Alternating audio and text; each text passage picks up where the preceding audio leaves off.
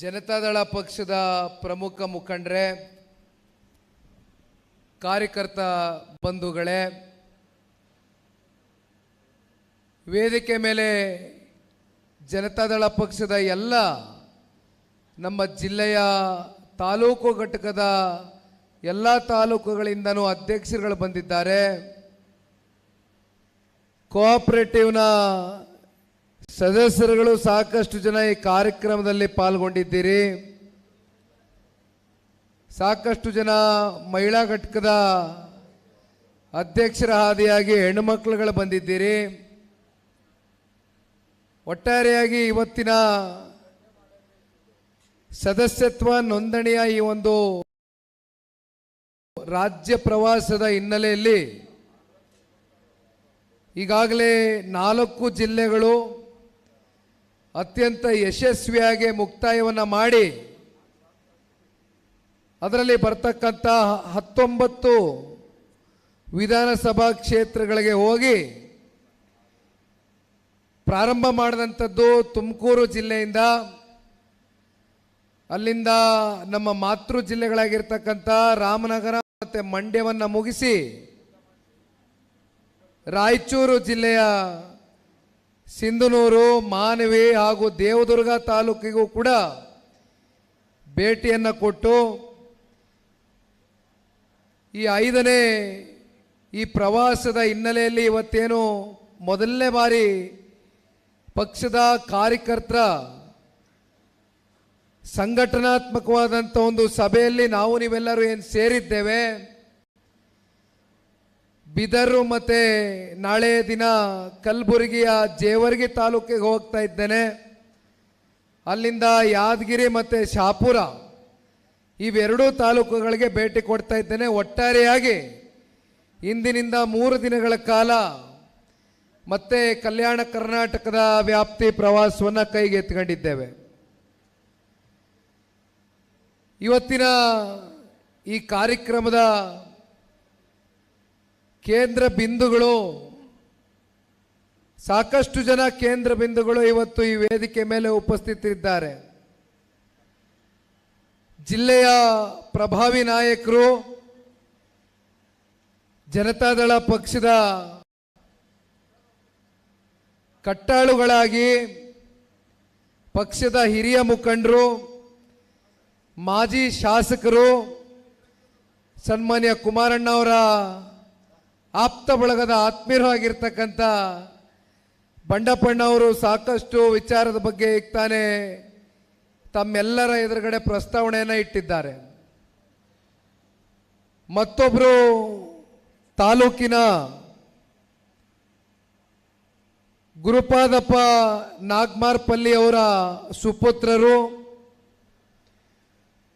ಸೂರ್ಯಕಾಂತ್ ನಾಗಮಾರ್ಪಲ್ಲಿ ಅವರು ಮತ್ತು ಅವರ ಹಿರಿಯ ಸಹೋದರರು ಉಮಾಕಾಂತ್ ನಾಗಮಾರ್ಪಲ್ಲಿ ಅವರು ಮತ್ತು ಸೂರ್ಯಣ್ಣನ ಸುಪುತ್ರ ತರುಣ್ರವರು ಅವರು ಕೂಡ ಈ ಕಾರ್ಯಕ್ರಮವನ್ನು ಅವರ ನೇತೃತ್ವದಲ್ಲಿ ಯಶಸ್ವಿಗೊಳಿಸ್ತಕ್ಕಂಥ ನಿಟ್ಟಿನಲ್ಲಿ ಅತ್ಯಂತ ಪ್ರಾಮಾಣಿಕವಾದಂಥ ಒಂದು ಪ್ರಯತ್ನವನ್ನು ಇವತ್ತು ಏನು ಮಾಡಿದ್ದಾರೆ. ತಾಲೂಕಿನ ಅಧ್ಯಕ್ಷರಾಗಿರ್ತಕ್ಕಂಥ ಬಸವಣ್ಣನವರೇ, ಜಿಲ್ಲಾಧ್ಯಕ್ಷರಾಗಿರ್ತಕ್ಕಂಥ ರಮೇಶ್ ಪಾಟೀಲ್ರವರೇ ಮತ್ತು ನಗರದ ಅಧ್ಯಕ್ಷರಾಗಿರ್ತಕ್ಕಂಥ ಸುದರ್ಶನ್ ರವರೇ, 3 ಅಧ್ಯಕ್ಷರುಗಳ ಮನೆಗೆ ಇವತ್ತು ಭೇಟಿಯನ್ನು ಕೊಟ್ಟಿದ್ದೇವೆ. ಅದಕ್ಕಿಂತ ಮುಂಚಿತವಾಗಿ ಮಠಕ್ಕೆ ಹೋಗಿದ್ವು, ಗುರುದ್ವಾರಕ್ಕೆ ಭೇಟಿಯನ್ನು ಕೊಟ್ಟಿದ್ದೇವೆ. ಮಠದಲ್ಲಿ ಶಿವಶಂಕರ್ ಸ್ವಾಮಿಗಳ, ಶಿವಕುಮಾರ್ ಸ್ವಾಮಿಗಳ ಆಶೀರ್ವಾದವನ್ನು ಪಡೆದಿದ್ದೇವೆ. ಒಟ್ಟಾರೆಯಾಗಿ ಈ ಒಂದು ರಾಜ್ಯ ಪ್ರವಾಸ ಕೈಗೆತ್ಕೊಂಡಿರ್ತಕ್ಕಂಥದ್ದು ಪಕ್ಷದ ಪ್ರಮುಖ ಮುಖಂಡರುಗಳು, ಕಾರ್ಯಕರ್ತರ ಜೊತೆಗೂಡಿ ಇವತ್ತು ನಿಮ್ಮ ಸಂಪರ್ಕ, ನಿಮ್ಮ ಸಂಬಂಧ, ನಿಮ್ಮ ಬಾಂಧವ್ಯವನ್ನು ನಾನು ವೈಯಕ್ತಿಕವಾಗಿ ನಿಮ್ಮ ಜೊತೆಯಲ್ಲಿ ಬರಿತಕ್ಕಂಥ ಈ ಒಂದು ಕಾರ್ಯಕ್ರಮದ ಹಿನ್ನೆಲೆಯಲ್ಲಿ ಏನು ಬಂದಿದ್ದೇನೆ, ಹಲವಾರು ವರ್ಷಗಳಿಂದ ಸನ್ಮಾನ್ಯ ದೇವೇಗೌಡರು ಸಾಹೇಬರು ಹಾಗೂ ನಮ್ಮ ನಾಯಕರಾದಂಥ ಕುಮಾರಣ್ಣ ಅವರಿಗೆ ಪಕ್ಷಕ್ಕೆ ಬೆಂಬಲವಾಗಿ ನಿಂತು ಪಕ್ಷದ ಏಳು ಬೀಳುಗಳಲ್ಲಿ ಧೃತಿಗೆಡದಿರ ಪಕ್ಷವನ್ನು ಮುನ್ನಗ್ಸಿ ನಡೆಸ್ಕೊಂಡು ಹೋಗ್ತಾ ಇರ್ತಕ್ಕಂಥ ಎಲ್ಲ ನನ್ನ ಪಕ್ಷದ ಬೀದರ್ ಜಿಲ್ಲೆಯ ನಿಷ್ಠಾವಂತ ಕಾರ್ಯಕರ್ತ ಬಂಧುಗಳು ಮತ್ತು ಪ್ರಮುಖ ಮುಖಂಡರುಗಳ ಈ ಒಂದು ಸಭೆಯಲ್ಲಿ ತಾವೆಲ್ಲರೂ ಏನು ಪಾಲ್ಗೊಂಡಿದ್ದೀರನ್ನ, ವಿಶೇಷವಾಗಿ ನಮ್ಮ ಎಲ್ಲ ಪತ್ರಿಕಾ ಹಾಗೂ ದೃಶ್ಯ ಮಾಧ್ಯಮದ ಸ್ನೇಹಿತರು ಕೂಡ ನಮ್ಮ ಜೊತೆಯಲ್ಲಿ ಕಾರ್ಯಕ್ರಮವನ್ನು ರಾಜ್ಯವ್ಯಾಪ್ತಿ ಹಾಗೂ ಬೀದರ್ ಜಿಲ್ಲೆಯ ಜನತೆಗೆ ಸುದ್ದಿಯನ್ನು ತಲುಪಿಸ್ತಕ್ಕಂಥದಕ್ಕೆ ಅವರು ಕೂಡ ನಮಗೆ ಸಹಕರಿಸಿದ್ದಾರೆ. ಸೂರ್ಯಕಾಂತ್ ನಾಗಮಾರ್ಪಲ್ಲಿ ಅವರು ಇತ್ತೀಚೆಗೆ ನಾನು ಸ್ವಲ್ಪ ಹೆಚ್ಚಾಗಿ ಅವರ ಜೊತೆ ಸಮಯ ಕಳೆದಾಗ ನಾನು ಗಮನಿಸಿದ್ದು, ಅವರ ತಂದೆಯವರು ಈ ಭಾಗದಲ್ಲಿ 6 ಬಾರಿ ಶಾಸಕರಾಗಿ ಜನತೆಯ ಜೊತೆಗೆ ನಿರಂತರವಾಗಿ ಸಂಪರ್ಕವನ್ನು ಗಳಿಸಿರ್ತಕ್ಕಂಥದ್ದು, ಜನತೆಯ ಹೃದಯದಲ್ಲೇ ಒಂದು ಸ್ಥಾನವನ್ನು ಪಡೆದಿದ್ದಾರೆ. ಅವರ ಸುಪುತ್ರರಾಗಿರ್ತಕ್ಕಂಥ ಸೂರ್ಯಕಾಂತ್ ರವರು ಅವ್ರ ಜೊತೆಯಲ್ಲಿ ನಾನು ಈಗ ತಾನೇ ಹೇಳ್ದಂಗೆ ಒಂದು ಸ್ವಲ್ಪ ಇತ್ತೀಚಿನ ದಿನಗಳಲ್ಲಿ ಸಮಯವನ್ನು ಕಳೆದಂಥ ಸಂದರ್ಭದಲ್ಲಿ ನಾನು ಗಮನಿಸಿದ್ದು, ಸೂರ್ಯಣ್ಣನಿಗೆ ರಾಜಕೀಯದ ಪ್ರಬುದ್ಧತೆ ಇದೆ, ಕಲ್ಪನೆ ಇದೆ, ಎಲ್ಲ ವಿಷಯಗಳನ್ನು ಬಹಳ ಅಚ್ಚುಕಟ್ಟಾಗಿ ಗ್ರಹಿಸಿದ್ದಾರೆ, ಎಲ್ಲ ವಿಷಯದ ಬಗ್ಗೆನೂ ತಿಳುವಳಿಕೆಯನ್ನು ಮೂಡಿಸ್ಕೊಂಡಿದ್ದಾರೆ. ಬಹಳ ತಿಳುವಳಿಕೆದಾರರು, ಪ್ರಜ್ಞಾವಂತರು, ಬುದ್ಧಿವಂತರು. ನಾನು ಒಂದು ಸೂರ್ಯಣ್ಣನಿಗೆ ಹೇಳ್ತಕ್ಕಂಥದ್ದು ಈ ಒಂದು ವೇದಿಕೆ ಮೂಲಕ, ಸೂರ್ಯಣ್ಣ ಅವರೇ, ನಿಮಗೆ ನಿಮ್ಮ ತಂದೆಯವರ ರಾಜಕೀಯದ ಒಂದು ದೊಡ್ಡ ಇತಿಹಾಸ ಇದೆ, ಹಿನ್ನೆಲೆ ಇದೆ. ಅದೇ ರೀತಿ ಇವತ್ತು ನಾನು ಕೂಡ ಒಂದು ದೊಡ್ಡ ರಾಜಕೀಯದ ಹಿನ್ನೆಲೆ ಇತಿಹಾಸ ಇರ್ತಕ್ಕಂಥ ಒಂದು ಕುಟುಂಬದಲ್ಲಿ ಜನಿಸಿದ್ದೇನೆ. ಸೂರ್ಯಣ್ಣ ಇವತ್ತು ಚುನಾವಣೆಯಲ್ಲಿ ಗೆಲುವು ಸೋಲು ಅಂತಕ್ಕಂಥದ್ದು ಸರ್ವೇ ಸಾಮಾನ್ಯ.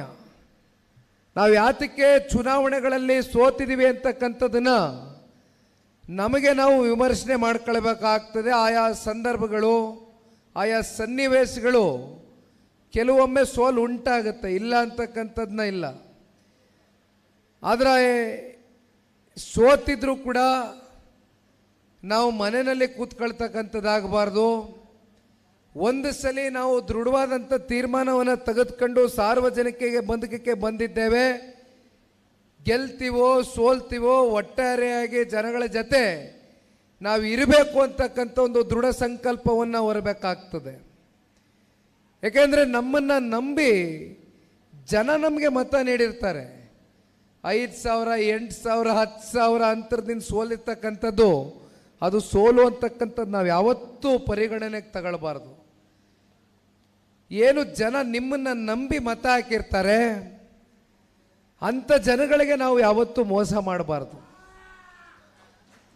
ಜೊತೆಯಲ್ಲಿ ಮುಂದೊಂದು ದಿನ ಯಾರು ನಮ್ಮ ಜೊತೆಯಲ್ಲಿ ನಿಮ್ಮ ಚುನಾವಣೆಗಳಲ್ಲಿ ಈ ಹಿಂದೆ ನಿಲ್ಲಿಲ್ಲ, ಯಾಕೆ ನಮ್ಮ ಜೊತೆಯಲ್ಲಿ ಆ ಜನತೆ ನಿಲ್ಲಿಲ್ಲ ಅಂತಕ್ಕಂಥದ್ದನ್ನು ನಮಗೆ ನಾವು ಪ್ರಶ್ನೆಯನ್ನು ಮಾಡ್ಕೊಂಡು ಬಹಳ ದೃಢವಾದಂಥ ಸಂಕಲ್ಪವನ್ನು ತೊಟ್ಕೊಂಡು ಜನತೆಯ ಜೊತೆಗೆ ನಿರಂತರವಾಗಿ ಬೆರಿತಕ್ಕಂಥ ಕೆಲಸ ಮಾಡಬೇಕು. ಯಾಕೆಂದರೆ ನಾನು ಈಗ ತಾನೇ ನಿಮ್ಗೆ ಹೇಳ್ದಂಗೆ ನಿಮ್ಗೆ ರಾಜಕೀಯದ ಇತಿಹಾಸ ಇದೆ, ಹಿನ್ನೆಲೆ ಇದೆ. ನಿಮ್ಮ ತಂದೆಯವರು 6 ಬಾರಿ ಶಾಸಕರಾದಂಥವ್ರು, 100ಕ್ಕೆ 100 ಮುಂದೊಂದು ದಿನ ಶಾಸಕರಾಗ್ತೀರಿ. ಆದರೆ ನೀವು ಶಾಸಕರಾಗಬೇಕು ಅಂತಕ್ಕಂಥದ್ದು ಇವತ್ತಿಲ್ಲಿರ್ತಕ್ಕಂಥ ಎಲ್ಲ ಪಕ್ಷದ ಅಭಿಮಾನಿಗಳು, ನಿಮ್ಮ ಅಭಿಮಾನಿಗಳು, ಕೋಆಪರೇಟಿವ್ ಸೆಕ್ಟರ್ಯಿಂದ ಬಂದಿರತಕ್ಕಂಥ ಎಲ್ಲ ಸದಸ್ಯರು, ಕಾರ್ಯಕರ್ತರು, ಪ್ರಮುಖ ಮುಖಂಡರುಗಳು ನಿಮ್ಮನ್ನು ನಂಬ್ಕೊಂಡಿದ್ದಾರೆ. ದಯಮಾಡಿ ಅವರ ನಂಬಿಕೆಗೆ ನಾವು ಯಾರೂ ಕೂಡ ಹುಸಿ ಮಾಡ್ತಕ್ಕಂಥ ಕೆಲಸ ಮಾಡಬಾರ್ದು. ಅದನ್ನು ಉಳಿಸ್ಕೊಳ್ಳೋಣ. ಅದನ್ನು ನಾನಿವತ್ತು ಹೇಳಲಿಕ್ಕೆ ಬಯಸ್ತೇನೆ. ಸೂರ್ಯಣ್ಣ, ಇನ್ನು 3 ವರ್ಷಗಳ ಕಾಲ ಮುಂದಿನ ವಿಧಾನಸಭೆಯ ಸಾರ್ವತ್ರಿಕ ಚುನಾವಣೆಯನ್ನು ನಾವು ಎದುರು ನೋಡ್ತಾ ಇದ್ದೇವೆ.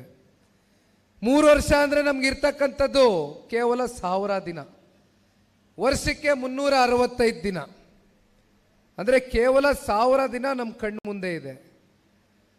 ಅದಕ್ಕಿಂತ ಪೂರ್ವದಲ್ಲಿ ನಾವು ಎದುರು ನೋಡ್ತಾ ಇರ್ತಕ್ಕಂಥದ್ದು ನಮ್ಮ ಕಾರ್ಯಕರ್ತರ ಚುನಾವಣೆ, ಒಂದು ಗ್ರಾಮ ಪಂಚಾಯಿತಿ ಚುನಾವಣೆ, ಮತ್ತೊಂದು ಜಿಲ್ಲಾ ಪಂಚಾಯಿತಿ, ತಾಲೂಕು ಪಂಚಾಯಿತಿ ಚುನಾವಣೆಗಳಲ್ಲಿ ಸಾಕಷ್ಟು ಜನ ಪಕ್ಷದಲ್ಲಿ ಗುರುತಿಸ್ಕೊಂಡಿರ್ತಕ್ಕಂಥ ಕಾರ್ಯಕರ್ತ ಬಂಧುಗಳು, ಮುಖಂಡರುಗಳು ನಿಮ್ಮಲ್ಲಿ ಒಂದು ಅಭಿಲಾಷೆಯನ್ನು ಇಟ್ಕೊಂಡಿರ್ತೀರಿ. ಪಕ್ಷದ ಕಡೆಯಿಂದ ಪಕ್ಷ ನನ್ನನ್ನು ಗುರುತಿಸಿ ನಾನು ಟಿಕೆಟನ್ನು ಪಡೆದುಕೊಂಡು ಜನಗಳ ಆಶೀರ್ವಾದವನ್ನು ಪಡೆದುಕೊಂಡು ನಾವು ಗ್ರಾಮ ಪಂಚಾಯಿತಿಗಳಲ್ಲಿ, ತಾಲೂಕು ಜಿಲ್ಲಾ ಪಂಚಾಯಿತಿಗಳಲ್ಲಿ ನಾವು ಸದಸ್ಯರಾಗಿ ನೇಮಕಾತಿ ಆಗಬೇಕು ಅಂತಕ್ಕಂಥ ಕನಸನ್ನು ತಾವೇನು ಹೊತ್ತಿರ್ತೀರಿ. ತಮಗೂ ಕೂಡ ಈ ಸಂದರ್ಭದಲ್ಲಿ ನಾನು ಕೇಳ್ಕೊಳ್ತಕ್ಕಂಥದ್ದು ಇಷ್ಟೇ ಅಣ್ಣ, ಇವತ್ತು ನಿಮ್ಮ ಚುನಾವಣೆಗಳಲ್ಲಿ ನೀವೇನು ಆಕಾಂಕ್ಷಿತರಿರ್ತೀರಿ, ತಮ್ಮ ತಮ್ಮ ಗ್ರಾಮದಲ್ಲಿ, ತಮ್ಮ ವ್ಯಾಪ್ತಿಗಳಲ್ಲಿ, ಅದು ಜಿಲ್ಲಾ ಪಂಚಾಯಿತಿ ಇರ್ಬೋದು, ತಾಲೂಕು ಪಂಚಾಯಿತಿ ವ್ಯಾಪ್ತಿಗಳಲ್ಲಿರ್ಬೋದು, ತಾವುಗಳು ಕೂಡ ನಿರಂತರವಾಗಿ ಜನರ ಪರವಾಗಿ ಸಂಪರ್ಕವನ್ನು ಹೊಂದಬೇಕಾಗ್ತದೆ, ಜನರ ಜೊತೆಗೆ ಬೆರೀಬೇಕಾಗ್ತದೆ, ಜನರ ಧ್ವನಿಯಾಗಿ ಕೆಲಸ ಮಾಡಬೇಕಾಗ್ತದೆ, ಜನರ ಜೊತೆಯಲ್ಲಿ ಇರ್ತೇವೆ ಅಂತಕ್ಕಂಥ ಆತ್ಮವಿಶ್ವಾಸವನ್ನು ರೂಢಿಸಬೇಕಾಗ್ತದೆ. ಅದಕ್ಕೆ ಇವತ್ತು ಜನರೊಂದಿಗೆ ಜನತಾದಳ ಅಂತಕ್ಕಂಥ ಕಾರ್ಯಕ್ರಮದ ಹೆಸರನ್ನು ಕೊಟ್ಟಿದ್ದೇವೆ. ಜನರೊಂದಿಗೆ ಜನತಾದಳ ಅಂತಕ್ಕಂಥದ್ದು ಇದು ಜನತಾದಳಕ್ಕೆ ಹೊಸದೇನಲ್ಲ. ಜನತಾದಳ ಪಕ್ಷ ಈ ರಾಜ್ಯದಲ್ಲಿ ಹುಟ್ಟಿರ್ತಕ್ಕಂಥದ್ದೇ ಹೋರಾಟದ ಹಿನ್ನೆಲೆಯಲ್ಲಿ. ಅದರಲ್ಲೂ ನಮ್ಮ ಪಕ್ಷದ ವರಿಷ್ಠರು ಸನ್ಮಾನ್ಯ ದೇವೇಗೌಡರು ಸಾಹೇಬರ 64 ವಯಸ್ಸಿನ ವರ್ಷದ ದೀರ್ಘಕಾಲದ ರಾಜಕಾರಣದ ಬದುಕಿನಲ್ಲಿ ನಿರಂತರವಾಗಿ ಹೋರಾಟವನ್ನು ಮೈಗೆ ರೂಢಿಸ್ಕೊಂಡಿದ್ದಾರೆ. ಅದರಲ್ಲಿ ಯಾವುದೇ ಅನುಮಾನಗಳಿಲ್ಲ. ಇವತ್ತಿಗೂ ಕೂಡ 93 ವಯಸ್ಸಿನ ದೇವೇಗೌಡರು ಸಾಹೇಬರ ಹೋರಾಟ ನಮ್ಮ ರಾಜ್ಯದ ನೀರಾವರಿ ವಿಚಾರ ಇರ್ಬೋದು, ರೈತರ ವಿಚಾರ ಇರ್ಬೋದು, ಜಾತ್ಯತೀತ ಅಂತಕ್ಕಂಥ ಒಂದು ತತ್ವ ಸಿದ್ಧಾಂತದ ಮೇಲೆ ಕಟ್ಟಿರ್ತಕ್ಕಂಥ ಈ ಒಂದು ಪಕ್ಷದಲ್ಲ ಇರ್ತಕ್ಕಂಥ ಎಲ್ಲ ನಮ್ಮ ರಾಜ್ಯದಲ್ಲಿ ಬರ್ತಕ್ಕಂಥ ಯಾವುದೇ ಜಾತಿ, ಸಮುದಾಯ, ಧರ್ಮ ಎಲ್ಲರಿಗೂ ಕೂಡ ಇವತ್ತು ಜನತಾದಳ ಪಕ್ಷ ಒಂದು ಧ್ವನಿಯಾಗಿ ಕೆಲಸ ಮಾಡ್ತಾ ಇದೆ. ಅವರ ಒಂದು ತತ್ವ ಸಿದ್ಧಾಂತ, ಅವರ ಒಂದು ಆದರ್ಶ, ಅದನ್ನು ನಾವೆಲ್ಲರೂ ಕೂಡ ಮಾರ್ಗದರ್ಶನವಾಗಿ ತೆಗೆದುಕೊಂಡು ಇವತ್ತು ಜನತಾದಳ ಪಕ್ಷವನ್ನು ಬೇರು ಮಟ್ಟದಿಂದ ಕಟ್ಟಬೇಕಾಗಿದೆ. ನಾನು ಯಾವುದೇ ಮುಂದಿನ ವಿಧಾನಸಭಾ ಚುನಾವಣೆಯ ಸಾರ್ವತ್ರಿಕ ಚುನಾವಣೆಯ ದೃಷ್ಟಿಯಿಂದ ಇಲ್ಲಿ ಬಂದಿಲ್ಲ. ನಿಮ್ಮ ಚುನಾವಣೆಗಳನ್ನ ಮುಂದಿನ ದಿನಗಳಲ್ಲಿ ನೀವು ಎದುರಿಸಬೇಕಾಗಿದೆ. ನಿಮ್ಮ ಚುನಾವಣೆಗಳಲ್ಲಿ ನೀವು ಗೆಲುವನ್ನು ಸಾಧಿಸಿದ್ರೆ ಜನತಾದಳ ಪಕ್ಷ ಗೆಲುವನ್ನು ಮುಂದಿನ ದಿನದ ವಿಧಾನಸಭಾ ಚುನಾವಣೆಯಲ್ಲಿ ನೋಡ್ತಕ್ಕಂಥದ್ದನ್ನ ಯಾರೂ ಕೂಡ ತಡಿಲಿಕ್ಕೆ ಆಗ್ತಕ್ಕಂಥದ್ದು ಸಾಧ್ಯ ಇಲ್ಲ.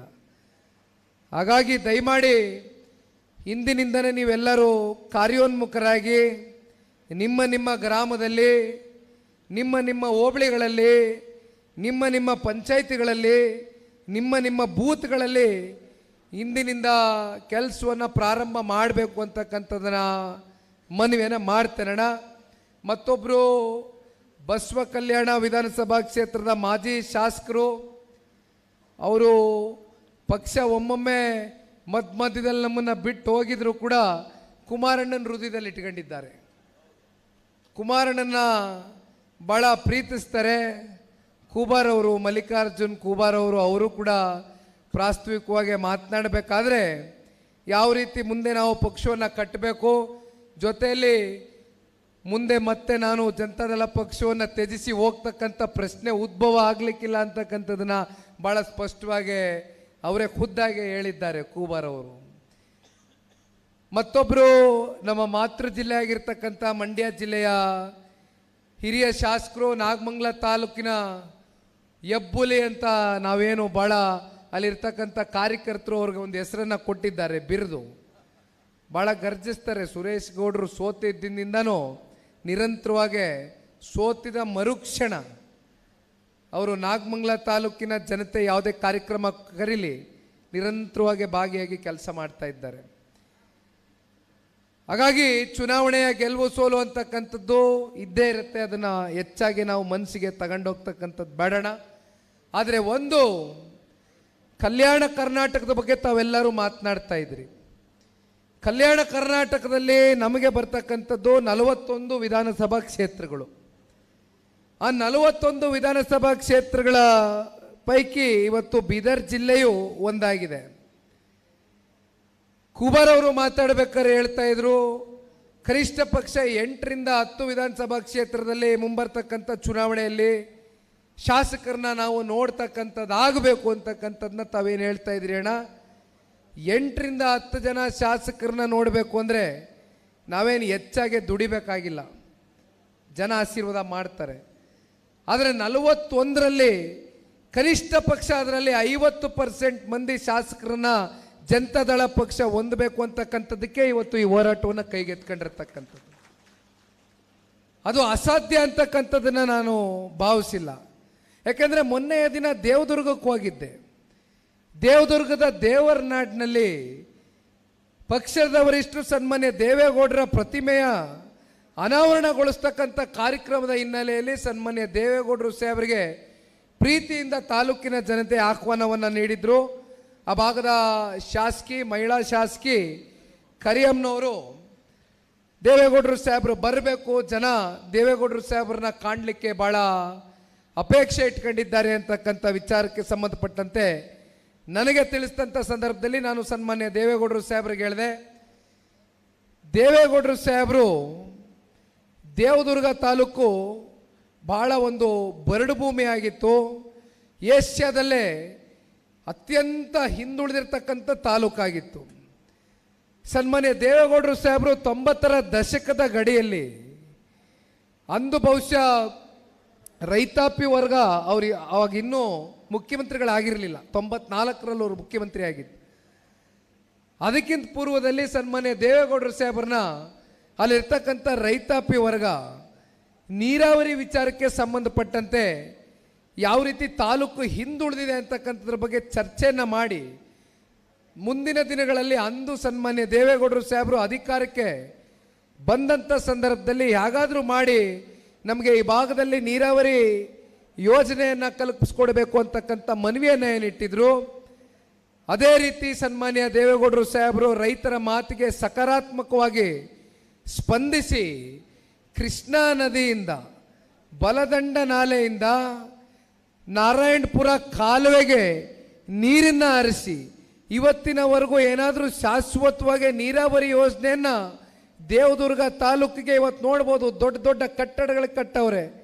ಎಲ್ಲಿ ನೋಡಿದ್ರು ಕೂಡ ಇವತ್ತು ರೈತರ ಜಮೀನು ಹಸಿರಾಗದೆ ಅಂದರೆ ಅದಕ್ಕೆ ಸನ್ಮಾನ್ಯ ದೇವೇಗೌಡರು ಸಾಹೇಬರ ಕೊಡುಗೆ ಅಂತಕ್ಕಂಥದ್ದು ದೇವದುರ್ಗ ತಾಲೂಕಿನ ಪ್ರತಿಯೊಬ್ಬ ರೈತಾಪಿ ವರ್ಗ. ನಾನು ದೇವದುರ್ಗ ತಾಲೂಕಿಗೆ ಬಂದಂಥ ಸಂದರ್ಭದಲ್ಲಿ ಸನ್ಮಾನ್ಯ ದೇವೇಗೌಡರು ಸಾಹೇಬರು ಏನು ಹೆಲಿಕಾಪ್ಟರ್ನಲ್ಲಿ ಬರ್ತಾ ಇದ್ರು, ಆಗ ನಾನು ಕಾರ್ನಲ್ಲಿ ಏನು ಬರ್ತಾ ಇದ್ದೆ, ಹಳ್ಳಿಗಳಲ್ಲಿ ರಸ್ತೆಗಳಲ್ಲಿ ಬೀದಿಗಳಲ್ಲಿ ತುಂಬ ಜನ ಹಿರಿಯಕರು ಹೆಣ್ಮಕ್ಳು ಮನಸ್ಪೂರ್ವಕವಾಗಿ ಸನ್ಮಾನ್ಯ ದೇವೇಗೌಡರು ಸಾಹೇಬರನ್ನ ಕಾಣಬೇಕು, ಅವ್ರಿಗೆ ಆಶೀರ್ವಾದವನ್ನು ಮಾಡಬೇಕು, ನಾವು ಅವ್ರನ್ನ ನೋಡಬೇಕು ಅಂತಕ್ಕಂಥದ್ದನ್ನು ಈಗಲೂ ಕೂಡ ಆ ಭಾಗದ ರೈತರು ಹೆಣ್ಮಕ್ಳು ಎಲ್ಲರೂ ಕೂಡ ಮನಸ್ಸಿನಲ್ಲಿ ಇಟ್ಕೊಂಡಿದ್ದಾರೆ. ಈ ರೀತಿ ಭಾಳ ಜನ ಹೇಳ್ತಾರೆ ಜನತಾದಳ ಪಕ್ಷ ಕೇವಲ ಹಳೆ ಮೈಸೂರು ಪ್ರಾಂತ್ಯಕ್ಕೆ ಸೀಮಿತವಾಗಿರ್ತಕ್ಕಂಥ ಪಕ್ಷ, ಕಲ್ಯಾಣ ಕರ್ನಾಟಕದಲ್ಲಿ ತನ್ನ ಶಕ್ತಿ ಏನಿದೆ, ಕಿತ್ತೂರು ಕರ್ನಾಟಕದಲ್ಲಿ ತನ್ನ ಶಕ್ತಿ ಏನಿದೆ ಅಂತಕ್ಕಂಥದನ್ನ ಭಾಳ ಜನ ವಿರೋಧಿಗಳು ಪ್ರಶ್ನೆ ಮಾಡ್ತಾರೆ. ಆದರೆ ಇವತ್ತು ಬೀದರ್ನಲ್ಲಿ ನಾವು ಮೈ ಶುಗರ್ ಕಾರ್ಖಾನೆ ಏನಿದೆ, ಶುಗರ್ನ ಒಂದು ಕಾರ್ಖಾನೆ ಏನು ಸಂಪೂರ್ಣವಾಗಿ ಇವತ್ತಿಗೂ ಕೂಡ ಅದನ್ನು ಪುನಶ್ಚೇತನಗೊಳಿಸ್ಲಿಕ್ಕಾಗಿಲ್ಲ. ಆದರೆ ಸನ್ಮಾನ್ಯ ಕುಮಾರಣ್ಣವರು ಮುಖ್ಯಮಂತ್ರಿಗಳಾದಂಥ ಸಂದರ್ಭದಲ್ಲಿ ಈಗ ತಾನೇ ಕೋಆಪರೇಟಿವ್ ಸಚಿವರಾಗಿ ಕೆಲಸ ಮಾಡಿರ್ತಕ್ಕಂಥ ಬಂಡಪ್ಪ ಕಾಶಂಪುರ ಅಣ್ಣ ಅವರು ಕೂಡ ಮಾತನಾಡಬೇಕಾದ್ರೆ ಹೇಳ್ತಾ ಇದ್ರು, ಸನ್ಮಾನ್ಯ ಕುಮಾರಣ್ಣವರು 20 ಕೋಟಿ ರೂಪಾಯಿ ಆ ಕಾರ್ಖಾನೆಯನ್ನು ಪುನಶ್ಚೇತನ ಮಾಡ್ತಕ್ಕಂಥದಕ್ಕೆ ಮೊದಲನೇ ಹಂತದಲ್ಲಿ ಹಣಕಾಸನ್ನು ಬಿಡುಗಡೆ ಮಾಡ್ತಾರೆ. ಆದರೆ ಅವ್ರ ಸರ್ಕಾರ ಕೆಳಗೆ ಬೀಳ್ತಾ ಇದ್ದಾಗೆ ಮತ್ತೆ ಕಾರ್ಖಾನೆ ಮುಚ್ಚೋಗಿರ್ತಕ್ಕಂಥ ಒಂದು ವಾತಾವರಣವನ್ನು ನೋಡ್ತಾ ಇದ್ದೇವೆ. ಸನ್ಮಾನ್ಯ ಕುಮಾರಣ್ಣ ಅವರು 2ನೇ ಬಾರಿ ರಾಜ್ಯದ ಮುಖ್ಯಮಂತ್ರಿಗಳಾದಾಗ 9 ಜಿಲ್ಲೆಯಲ್ಲಿ ಎಲ್ಲ ಜಿಲ್ಲೆಗಳಲ್ಲೂ ಇಂಡಸ್ಟ್ರಿಯಲ್ ಕ್ಲಸ್ಟರ್ಸ್ನ ಪ್ರಾರಂಭ ಮಾಡಬೇಕು, ವಿಶೇಷವಾಗಿ ಬೀದರ್ ಜಿಲ್ಲೆನೂ ಕೂಡ ಸೇರಿಸಿರ್ತಕ್ಕಂಥದ್ದನ್ನ ನಾನು ಓದಿದ್ದೇನೆ ಅವತ್ತಿನ ದಿನ. ಯಾಕಂದರೆ ಸೂರ್ಯಣ್ಣ ಅವರು ಒಂದು ಮನವಿಯನ್ನು ಇಟ್ಟರು, ಒಂದು ಮನವಿ ಪತ್ರವನ್ನು ಕೂಡ ಕೊಟ್ಟರು ನಮಗೆ. ಸೂರ್ಯಣ್ಣ ಅವರು ಮಾತಾಡಬೇಕಾದ್ರೆ ಹೇಳಿದ್ರು, ಆ ಮನವಿ ಪತ್ರದಲ್ಲಿ ನಾನು ನೋಡ್ತಾ ಇದ್ದೆ, ಪ್ರತಿ ವರ್ಷ 6,000 ಜನ ರೈತರ ಮಕ್ಕಳು, ಬಡವರ ಮಕ್ಕಳು ಇವತ್ತು ಅವರ ವಿದ್ಯಾಭ್ಯಾಸವನ್ನು ಪೂರೈಸಿ ಪಾಸ್ಔಟ್ಗಳಾಗ್ತಾ ಇದ್ದಾರೆ. ಆದರೆ ವಿಪರ್ಯಾಸ, ಇವತ್ತು ಬೀದರ್ ಜಿಲ್ಲೆನಲ್ಲಿ ನಾವು ಉದ್ಯೋಗವನ್ನು ಸೃಷ್ಟಿ ಮಾಡಲಿಕ್ಕೆ ಆಗ್ತಾ ಇಲ್ಲ. ಆ ಮಕ್ಕಳ ಬಡ ವಿದ್ಯಾರ್ಥಿಗಳ ಒಂದು ಬದುಕನ್ನು ಕಟ್ಕೊಡ್ತಕ್ಕಂಥದ್ರಲ್ಲಿ ಸರ್ಕಾರಗಳು ವಿಫಲರಾಗಿದ್ದಾರೆ ಅಂತಕ್ಕಂಥದ್ರ ಬಗ್ಗೆ ಇವತ್ತು ಸೂರ್ಯಣ್ಣ ಅವರು ಏನು ಪ್ರಸ್ತಾವನೆಯನ್ನು ಇಟ್ಟಿದ್ದಾರೆ. ತಾವು ಹೇಳ್ತಾ ಇದ್ರಿ ಇವತ್ತು ನಾವು ಇಂಡಸ್ಟ್ರೀಸ್ಗಳನ್ನ ತಗೊಂಡು ಬರಬೇಕು ಅಂತ. ಬಂಡಪ್ಪಣ್ಣ ಅವರು ಕೂಡ ಇಲ್ಲಿ ಕೂತಿದ್ದಾರೆ. ಬೀದರ್ ಜಿಲ್ಲೆಗೆ ಏನು ಇಂಡಸ್ಟ್ರಿಯಲ್ ಕ್ಲಸ್ಟರ್ನ ಪ್ರಾರಂಭ ಮಾಡಬೇಕು ಅಂತಕ್ಕಂಥದ್ದು ಸನ್ಮಾನ್ಯ ಕುಮಾರಣ್ಣ ಅವರು ನಿರ್ಧಾರ ಮಾಡಿದ್ರು. ಆದರೆ ಅದೇ ಸಂದರ್ಭದಲ್ಲಿ ಸನ್ಮಾನ್ಯ ಕುಮಾರಣ್ಣ ಅವರ ಸರ್ಕಾರವನ್ನು ಕೆಡವುತ್ತಾರೆ. ಎಂದೂ ಕೂಡ ಜನತಾದಳ ಪಕ್ಷ 5 ವರ್ಷಗಳ ಕಾಲ ಈ ರಾಜ್ಯದಲ್ಲಿ ಪೂರ್ಣ ಪ್ರಮಾಣದಲ್ಲಿ ಆಡಳಿತವನ್ನು ಮಾಡಿಲ್ಲ. ಹಲವಾರು ಕನಸುಗಳು, ಹಲವಾರು ಕಲ್ಪನೆಗಳು, ಯೋಜನೆಗಳು, ಕಾರ್ಯಕ್ರಮಗಳು ಎಲ್ಲವನ್ನ ಸನ್ಮಾನ್ಯ ಕುಮಾರಣ್ಣ ಅವರು ಅವರ ಮನಸ್ಸಿನಲ್ಲಿ ಇಟ್ಕೊಂಡಿದ್ದಾರೆ, ಘೋಷಣೆಯನ್ನ ಮಾಡಿದ್ದಾರೆ, ಹಣಕಾಸನ್ನ ಬಿಡುಗಡೆ ಮಾಡಿ ಕ್ಯಾಬಿನೆಟ್ ಅಲ್ಲಿ ಇಟ್ಟು ಅಪ್ರೂವಲ್ ಅನ್ನು ಕೊಟ್ಟಿರ್ತಕ್ಕಂಥ ನಿದರ್ಶನಗಳು ಸಾಕಷ್ಟಿದೆ. ಆದರೆ ಮುಂದೆ ಬಂದಂಥ ಸರ್ಕಾರಗಳು ಯಾವ ರೀತಿ ನಡ್ಕೊಂಡಿದ್ದಾರೆ, ಯಾವ ರೀತಿ ನಮ್ಮ ಬೀದರ್ ಜಿಲ್ಲೆಯ ಜನತೆಗೆ ಮೋಸ ಮಾಡಿದ್ದಾರೆ ಅಂತಕ್ಕಂಥದ್ದು ಇವತ್ತು ಪ್ರಶ್ನೆ ಮಾಡಬೇಕಾಗ್ತದೆ. ಇಲ್ಲಿರ್ತಕ್ಕಂಥ ಮಂತ್ರಿಗಳು ಈಶ್ವರ್ ಖಂಡ್ರೆ ಅವ್ರಿಗಷ್ಟೆಲ್ಲ ರಾಜಕೀಯವಾಗಿ ಶಕ್ತಿಯನ್ನು ತುಂಬಿಸಿದ್ದೀರಿ, ರಾಜಕೀಯವಾಗಿ ಜನ್ಮವನ್ನು ಕೊಟ್ಟಿದ್ದೀರಿ, ಅವ್ರನ್ನ ಮಂತ್ರಿಗಳಾಗಿ ಮಾಡಿದ್ದೀರಿ, ಅತ್ಯಂತ ಪ್ರಭಾವಿಗಳಾಗಿ ಇವತ್ತು ಈ ಸರ್ಕಾರದಲ್ಲಿ ಕೆಲಸ ಮಾಡ್ತಾ ಇದ್ದಾರೆ. ಆದರೆ ಏನು ಮಾಡಿದ್ದಾರೆ ಇವತ್ತು ಬೀದರ್ ಜಿಲ್ಲೆಯ ಸಮಗ್ರ ಅಭಿವೃದ್ಧಿಗೆ? ಯಾವ ರೀತಿ ಆಲೋಚನೆಗಳನ್ನ ಮಾಡಿದ್ದಾರೆ? ಇದ್ರ ಬಗ್ಗೆ ಇವತ್ತು ಪ್ರಶ್ನೆ ಮಾಡಬೇಕಾಗ್ತದೆ. ಮತ್ತೊಬ್ರು ಯಾದಗಿರಿನಲ್ಲಿ ಪರಿಶಿಷ್ಟ ಜಾತಿ ಪರಿಶಿಷ್ಟ ವರ್ಗದ ಕಾಂಗ್ರೆಸ್ನ ಪ್ರಭಾವಿ ನಾಯಕರು, ನನಗೆ ಅವ್ರ ಹಿರಿತನದ ಮೇಲೆ ಗೌರವ ಇದೆ. ಮಲ್ಲಿಕಾರ್ಜುನ್ ಖರ್ಗೆರವರು ಎಷ್ಟು ಬಾರಿ ಶಾಸಕರಾಗಿ ಆಯ್ಕೆಯಾಗಿದ್ದಾರೆ, ಬಹುಶಃ 8 ಬಾರಿ ಶಾಸಕರಾಗಿರ್ತಕ್ಕಂಥವ್ರು, ಎಷ್ಟು ಬಾರಿ ಮಂತ್ರಿಗಳಾಗಿ ಕೆಲಸ ಮಾಡಿದ್ದಾರೆ, ಎಷ್ಟು ಬಾರಿ ಸಂಸತ್ಗೆ ಕಳಿಸಿದ್ದಾರೆ. ಜನ ಹೇಳ್ತಾರೆ, ಪಾಪ ಮುಖ್ಯಮಂತ್ರಿಗಳು ಯಾದಗಿರಿನಲ್ಲಿ ಬಂದಾಗ ಆ ಸಮಾವೇಶದಲ್ಲಿ ಭಾಷಣ ಮಾಡಬೇಕಾದ್ರೆ 3,000 ಕೋಟಿ ಕಲ್ಯಾಣ ಕರ್ನಾಟಕದ ಸಮಗ್ರ ಅಭಿವೃದ್ಧಿಗೆ ಕೊಟ್ಟಿದ್ದೇವೆ, KKRDB ಸ್ಕೀಮ್ ಮೂಲಕ ಕೊಟ್ಟಿದ್ದೇವೆ ಅಂತ ಹೇಳ್ತಾರೆ. ಕ್ರಿಯಾ ಯೋಜನೆಯನ್ನು ಅನುಷ್ಠಾನಗೊಳಿಸಲಿಕ್ಕೆ 3,000 ಕೊಟ್ಟಿದ್ದೀನಿ ಅಂತಾರೆ. ಎಲ್ಲಿ ಕೊಟ್ಟಿದ್ದೀರಿ 3,000 ಕೋಟಿ? ಎಲ್ಲಿ ಬಳಕೆ ಆಗ್ತಾ ಇದೆ? ಯಾವ ರಸ್ತೆ ಅಭಿವೃದ್ಧಿ ಆಗ್ತಾ ಇದೆ? ಯಾವ ಚರಂಡಿ ವ್ಯವಸ್ಥೆ ಸರಿ ಮಾಡ್ತಿದ್ದೀರಿ? ಯಾವ ಶಾಲಾ ಕಟ್ಟಡಗಳನ್ನ ಕಟ್ಟಿದ್ದೀರಿ? ಯಾವ ಸರ್ಕಾರಿ ಆಸ್ಪತ್ರೆಗಳನ್ನ ನಿರ್ಮಾಣ ಮಾಡಿದ್ದೀರಿ? ಶ್ವೇತಪತ್ರ ಹೊರಡಿಸ್ಲಿಕ್ಕೆ ಸಾಧ್ಯವಾ? ತೆಗಿರಿ ಇವತ್ತು ಕಲ್ಯಾಣ ಕರ್ನಾಟಕದ ಜನತೆ ಮುಂದೆ, ಇವತ್ತು ಮುಂದೆಗಡೆ ಇಡಿ, ಬಿಚ್ಚಿಡಿ. ಬೆಳಗ್ಗೆ ನೋಡ್ತಾ ಇದ್ದೆ ಪತ್ರಿಕೆಯಲ್ಲಿ 3,400 ಕೋಟಿ ರೂಪಾಯಿ ನೀರಾವರಿ ಯೋಜನೆಗೆ ದುಡ್ಡನ್ನ ಇಟ್ಟಿದ್ದಾರೆ ಸರ್ಕಾರ, ಹಣಕಾಸನ್ನ ಬಿಡುಗಡೆ ಮಾಡಿ. ಎಲ್ಲಿದೆ ದುಡ್ಡು? ಸರ್ಕಾರದ ಆರ್ಥಿಕ ಪರಿಸ್ಥಿತಿ ಎಲ್ಲಿಗೆ ಹೋಗಿ ನಿಂತಿದೆ? ದುಡ್ಡಿದೆಯಾ ನಿಮ್ಮ ಹತ್ರ? ಇದನ್ನ ಜಾರಿಗೆ ತಗೋಬರ್ಲಿಕ್ಕೆ ಆಗ್ತದ? ಸುಮ್ಮನೆ ಬೊಗಳೆ ಭಾಷಣಗಳು ಬಿಟ್ಕೊಂಡು, ಜನಕ್ಕೆ ಸುಳ್ಳು ಹೇಳ್ಕೊಂಡು, ಮೋಸ ಮಾಡ್ಕೊಂಡು ಸುಮ್ಮನೆ ಘೋಷಣೆಗಳು ಕೊಟ್ಟರೆ ಆಗೋದಿಲ್ಲ. ಇದನ್ನ ಜಾರಿ ಮಾಡಬೇಕಾಗ್ತದೆ. ನಿಮ್ಮ ಹತ್ರ ದುಡ್ಡೆಲ್ಲಿದೆ? ನಿಮ್ಮ ಆರ್ಥಿಕ ಪರಿಸ್ಥಿತಿ ಏನಾಗಿದೆ? ಸರ್ಕಾರ ದಿವಾಳಿ ಎದ್ದೋಗ್ತಾ ಇದೆ. 100 ವರ್ಷ ಇತಿಹಾಸ ಇರ್ತಕ್ಕಂಥ ಕಾಂಗ್ರೆಸ್ ಪಕ್ಷ ಎಷ್ಟು ರಾಜ್ಯದಲ್ಲಿ ಆಡಳಿತ ಮಾಡ್ತಾ ಇದೆ? ಎಷ್ಟು ರಾಜ್ಯದಲ್ಲಿ ಆಡಳಿತ ಮಾಡ್ತಾ ಇದೆಯಣ್ಣ? 3 ರಾಜ್ಯದಲ್ಲಿ ಆಡಳಿತ. ಎಲ್ಲಿ? ಹಿಮಾಚಲ್ ಪ್ರದೇಶ, ತೆಲಂಗಾಣ, ಕರ್ನಾಟಕದಲ್ಲಿ 138 ಜನ ಶಾಸಕರು. 138 ದಾಖಲೆ ಪ್ರಮಾಣದ ಶಾಸಕರು.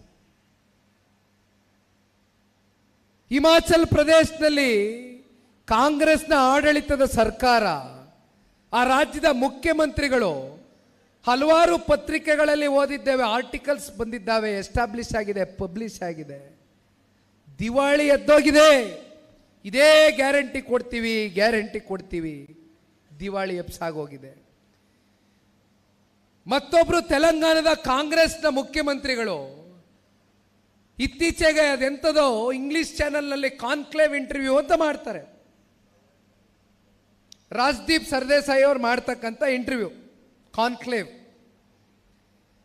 ಅದರಲ್ಲಿ ಕೂತ್ಕೊಂಡು ಹೇಳ್ತಾರೆ, ನಾನು ಈ ರಾಜ್ಯದ ಮುಖ್ಯಮಂತ್ರಿಗಳಾದ ಮೇಲೆ ತೆಲಂಗಾಣದ ಆರ್ಥಿಕ ಪರಿಸ್ಥಿತಿಗಳು, ಸ್ಥಿತಿಗತಿಗಳು ಏನಿದೆ ಅಂತಕ್ಕಂಥದ್ದು ಅರ್ಥ ಆಗಿದ್ದು. ನನಗೆ ಗೊತ್ತಿರಲಿಲ್ಲ, ನಾನು ಗ್ಯಾರಂಟಿ ಕೊಡ್ತೀನಿ ಅಂತ ಹೇಳ್ಬಿಟ್ಟೆ. ಆದರೆ ಈಗ ಗ್ಯಾರಂಟಿಗೆ ದುಡ್ಡು ಹೊಂಡ್ಸದ ಅಥವಾ ಕನಿಷ್ಠ ಪಕ್ಷ ಸರ್ಕಾರದಲ್ಲಿ ಕೆಲಸ ಮಾಡ್ತಕ್ಕಂಥ ನೌಕರರಿಗೆ ಸಂಬಳ ಕೊಡದ ಅಥವಾ ಅಭಿವೃದ್ಧಿಗೆ ಹಣಕಾಸನ್ನ ಇಡ್ತಕ್ಕಂಥದ್ದು ನನಗೇನು ಕೂಡ ತೋಚ್ತಾ ಇಲ್ಲ. ನಾನು ಏನು ಮಾಡೋದು ಹೇಳಿ, ನೀವು ಹೆಂಗೆ ಹೇಳ್ತೀರೋ ಹಂಗೆ ಕೇಳ್ತೀನಿ ಅಂತ ಅವರೇ ಅಸಹಾಯಕರಾಗಿದ್ದಾರೆ ಕಾಂಗ್ರೆಸ್ನ ತೆಲಂಗಾಣದ ಮುಖ್ಯಮಂತ್ರಿಗಳು. ಅನುಭವದ ಕೊರತೆ.